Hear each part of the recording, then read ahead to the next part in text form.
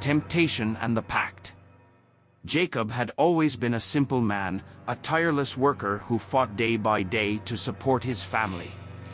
But over time, the bills piled up, and the debt he thought was manageable turned into a devouring monster. Sleepless nights and threatening phone calls from collectors consumed him. Desperate, he found himself on the brink, about to lose everything. One night, after a particularly tough day, Jacob found himself in a dark, seedy bar, drowning his sorrows in a cheap drink. That's when he appeared. An elegant man, dressed in an impeccable suit, stood out like an anachronistic figure in the sordid environment.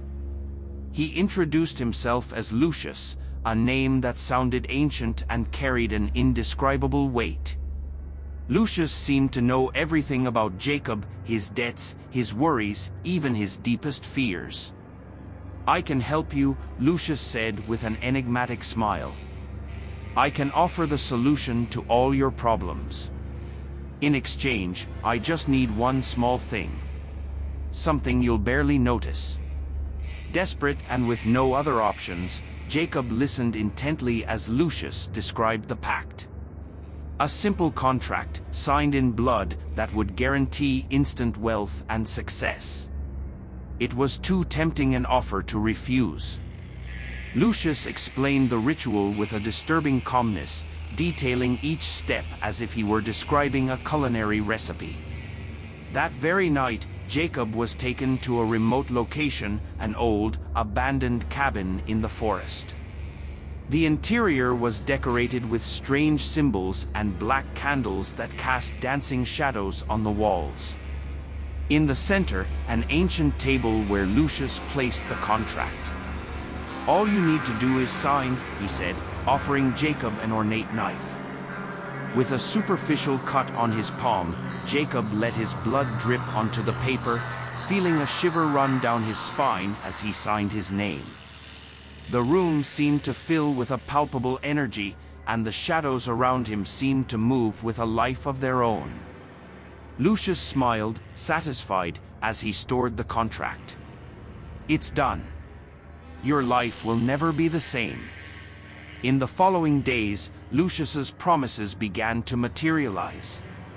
Money appeared from unexpected sources, debts disappeared like dust in the wind, and opportunities Jacob never imagined were now within his reach.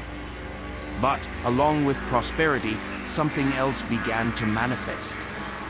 Strange noises in the dead of night, shadows that seemed to follow him, and a constant feeling of being watched. Jacob's initial joy was quickly replaced by a growing sense of dread. He began to realize that the pact had a much higher cost than he had imagined. And, as Lucius's presence loomed like a constant shadow over his life, Jacob couldn't escape the feeling that something was very, very wrong. The consequences. Jacob could no longer sleep. Even weeks after the pact, Lucius's presence continued to haunt him, and he knew something was terribly wrong.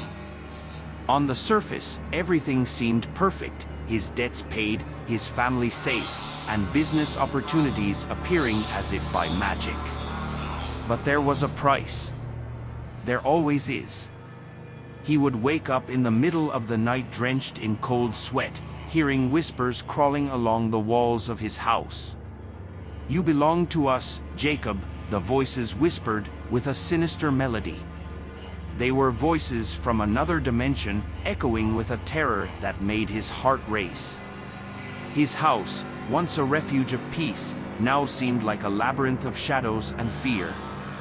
One day, while reviewing some documents in his office, Jacob noticed something disturbing. In a pile of old papers, he found a faded photo of Lucius next to a man he immediately recognized, his great-grandfather. The date on the photo was 1923.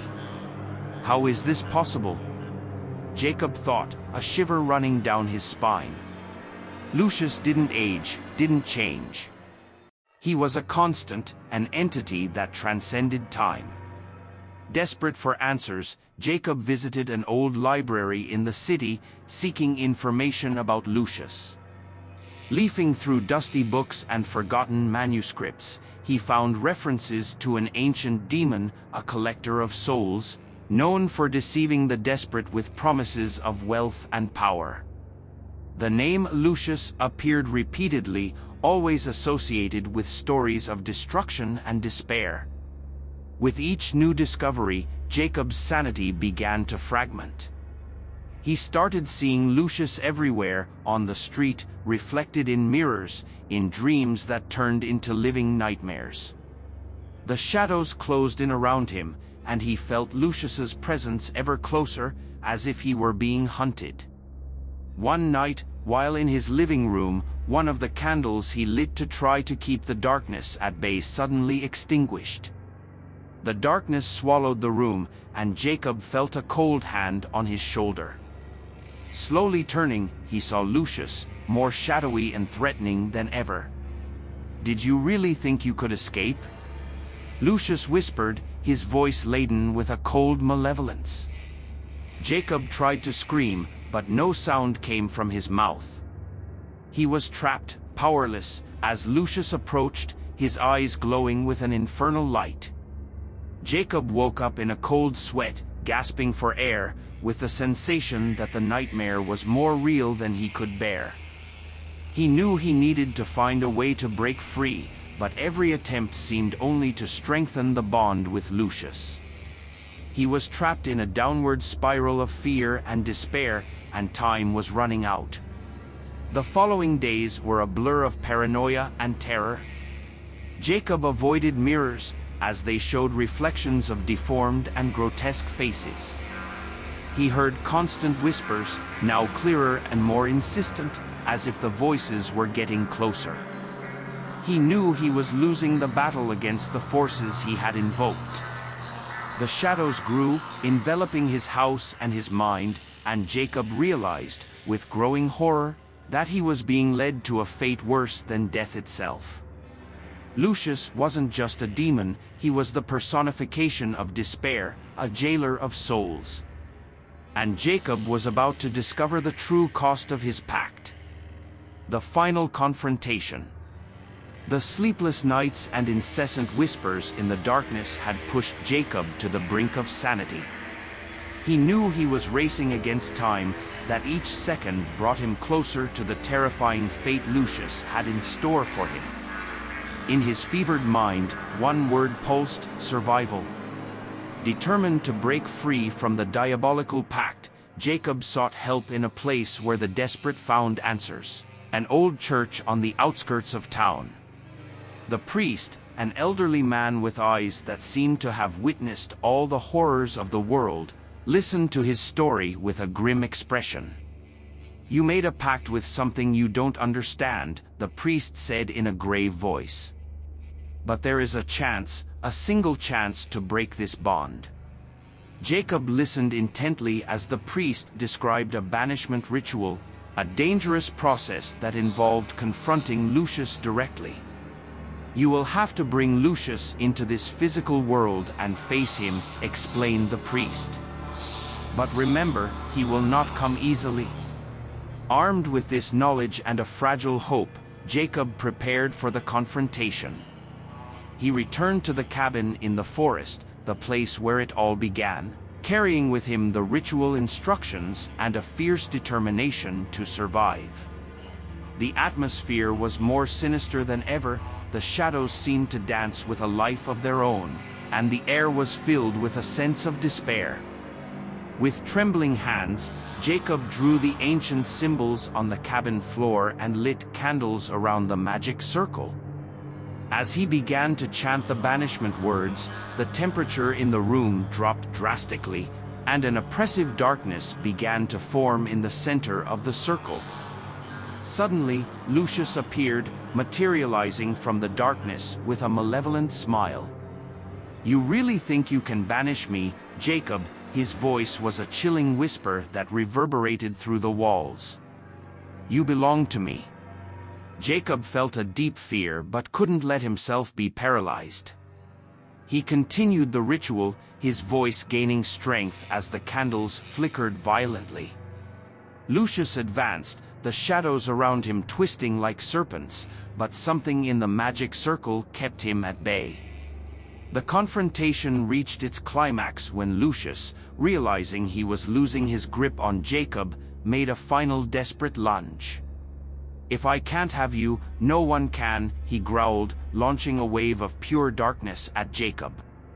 In the last moment, Jacob recited the final words of the ritual with all the strength he could muster. A bright light emanated from the circle, and the darkness was repelled with a shrill scream from Lucius. The cabin was filled with a blinding glow, and Jacob fell to the floor, exhausted and drained. When the light finally dissipated, Lucius was gone. The cabin was silent, the shadows now mere shadows, lifeless. Jacob felt a profound peace for the first time in months. He knew the immediate danger had passed, but the scars of the confrontation would remain forever. Returning to the city, Jacob found the priest waiting for him at the church entrance. "You did it," said the priest, placing a comforting hand on Jacob's shoulder. "But remember, evil is never fully banished. It always finds a way back." Jacob nodded, aware that although he had escaped this time, the pact with the darkness had left an indelible mark on his soul. He committed to living a different life, staying away from temptations and seeking redemption for his mistakes. And so, as the shadows of the night fell over the city, Jacob walked toward an uncertain future, knowing that the true horror was not in the external darkness, but in the shadows that inhabit the human heart.